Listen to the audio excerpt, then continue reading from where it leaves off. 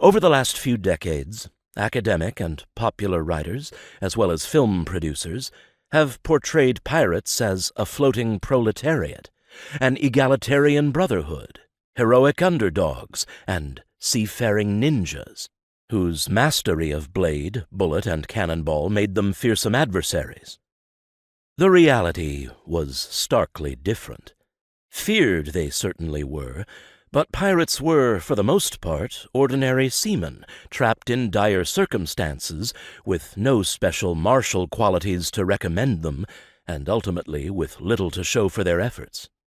Contrary to popular perception, this golden age was a time of radically diminishing returns for piracy, little in the way of treasure, buried or otherwise, and of increasingly successful suppression by state authorities. One by one, safe havens were closed to the sea rovers, and their depredations in America quickly squandered the long-held sympathy and support pirates once enjoyed among common folk.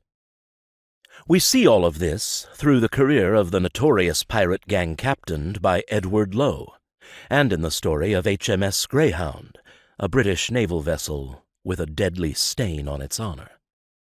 Their courses ultimately converged in a furious day-long battle, followed by a dramatic trial and an unprecedented mass execution.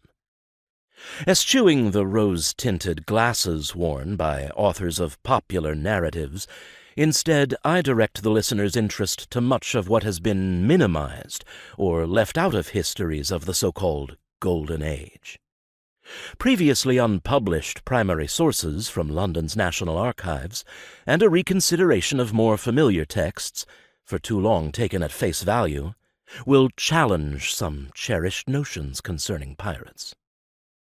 This volume offers a more realistic examination of the subject, urging listeners to consider a much more honest and thought-provoking narrative than found in swashbuckling fantasy. In addition to a focus on recovering past lives, the Notorious Edward Low shows how British Crown authorities used the Royal Navy and new anti-piracy laws to reclaim a measure of authority over North American colonies that attained a worrisome degree of autonomy. To secure their vital trade against seagoing predators, colonists grudgingly accepted Admiralty support.